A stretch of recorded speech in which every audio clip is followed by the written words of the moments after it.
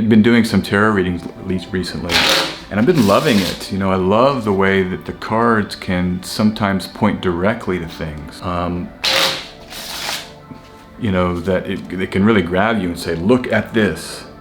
You need to see this.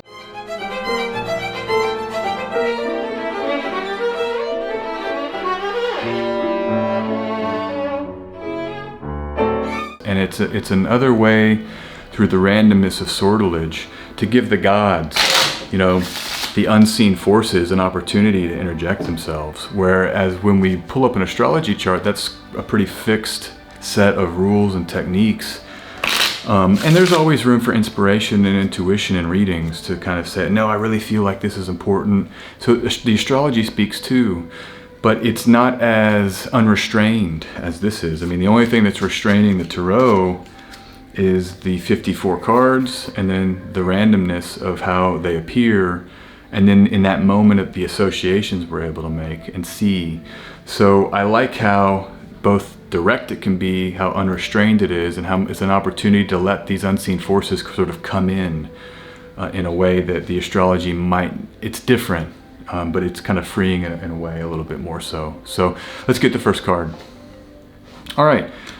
Jack of Spades, Gemini. This is the Gemini energy. Very appropriate for Mars coming here into Gemini. It's pointing me to everything we talked about here, the North Node being in Gemini and now Mars here. Where is the Gemini part of your life and chart? How is your Mercury functioning, especially after that retrograde in an air sign now that Mercury is moving forward? You may want to consider, are you writing?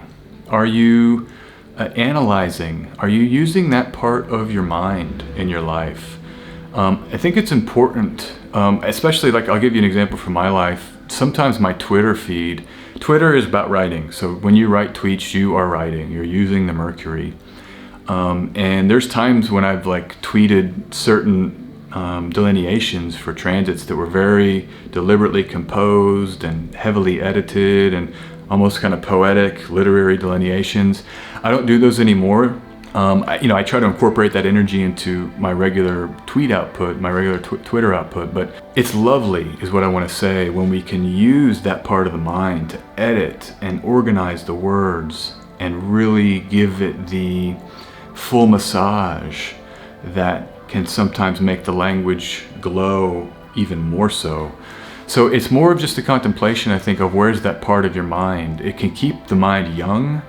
We're using language at all times. It's something you've inherited too, that we've inherited from those that have come before, is this dynamic living thing that we call language.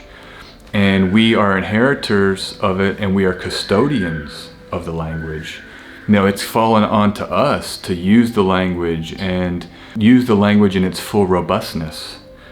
That's our responsibility. So I think as humans, it's very much worth engaging in, and I want to do more of it. And actually, for me, this Mars and Gemini transit, I've got a couple articles I'm writing. I'll say more about those when they're released. But there's gonna be a lot of writing for me during this Mars and Gemini transit, which fits the symbolism exactly. So maybe that's why I'm focused on writing. But this could be coding. If you're a coder, this could be trading. Maybe as the markets get into the spring, you've got a lot of activity with markets or things you're buying and selling, or even internet activity.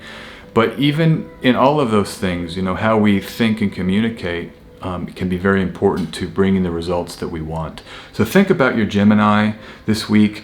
Think about giving yourself room to grow. It's mutability. It's the youth. The page or the jacks. These are the young kind of parts of that royal system. It's the youth. And so there's room to grow into your queen and into your king and into your knight.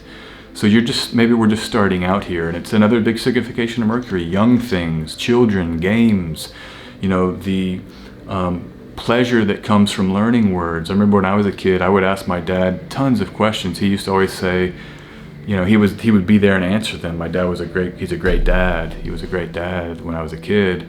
But it was very verbal. What's this, Dad? What's that? You've been around kids, they want to know things. And that's the kind of inquisitiveness that we can utilize with Gemini and with the Mars coming into Gemini this week. Okay, let's get the second card. it's cool. You know, it seems like every reading I do, there's something that kind of jumps right out. And it's just like I was saying, we need to think about Mars and Gemini. It's an important transit. It's the first time Mars has been moving through a sign, basically at normal speed, since it was in Pisces last summer.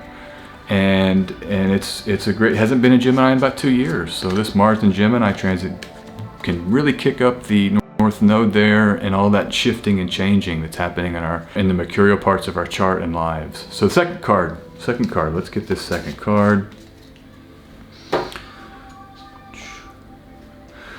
Okay, La Papesse. The High Priestess in the Rider-Waite-Smith deck. Sorcery. The Initiatrix is one of my favorite ways to look at this card, but it is a card of magic and more the lunar magic, the body side of magic. This corresponds to the moon, which is the physical body. And anytime I see this, I just think about the moon and how important the moon is for any magical working. If you're using astrological magic, the moon is so important for our elections because we need to have a moon that is well situated when we elect to do anything. So the moon is fundamental in astrology. It's fundamental to the container of life. Vettius Valens talks about the moon being breath, and I love that because there's also a section in Firmicus where he describes the moon as the container for the breath of life. Spiritus means breath or breath of life. That's the Latin root for spirituality. And the moon is that container where we breathe in, it goes into the body and in the lungs, and it takes in the air, it gives us what we need, and then we exhale the carbon. So it's essential to the life force, the body, and how the body can process the air. And it's an unseen force. I mean, I can't see it. I can't see the air, but it's coming into my body at all times. So I think that there's something here with the unseen forces of air and the power of air. Mercury's magic and occultism, and that rules the air sign Gemini. So maybe here this is telling us to take a look at just how we're using our powers of inner work, our powers of projection, how language can create reality. You know, magic, language is magic. I was just meditating on words and language and writing, but it's magic. The things we tell ourselves produce what's around us. You know, if I look in the mirror and say, I love you, I feel love. You know, if I envision what I want to be this summer and then back work those actions like I was talking about earlier, I'm going to be somewhere close to that. You know, that's how we move forward, as we use the language and the visioning power to then basically make it happen. What we see, we get at some level. And I know that it's not a simplistic, The Secret, you know, it's not that kind of dumbed down, oh, The Secret, you can envision the Lamborghini and get it, though, hey, I'm not going to tell someone to stop doing that. That very well may be true. But there is something very important with our self-talk and the words we say about ourselves and the words we tell ourselves about our future in terms of actualizing that. And I always think about the possibilities. We limit ourselves when we limit the realm of possibility. So for your vision, you know, expand out. Maybe say, what else can I do? What else do I need? Give yourself room to let your intuition speak to you. Let your dreams, let the quiet space come up and tell you this is where you need to be. I often think this is a card about that, the nighttime, and about getting quiet at night when we're asleep, when we can hear the voice of the gods ushering us into our fate. And so I love that card here. Use that, get quiet, listen to your intuition, listen to your body as you're planning here for next summer, and as you're using that magical power of Gemini with Mars there. Okay, so that's the tarot reading. Glad to be here this week. Have a wonderful week ahead. And as always, you can book astrology readings and tarot readings with me, sjanderson144.com. Click here to schedule a reading right at the top. I love to read, and I look forward to reading for you. Have an awesome week. And this air trine that's coming with the Libra moon, Mars in Gemini, and the Jupiter-Mercury conjunction in Aquarius is such a lovely way to balance out this late winter and kick us in to what should be a very lovely summer.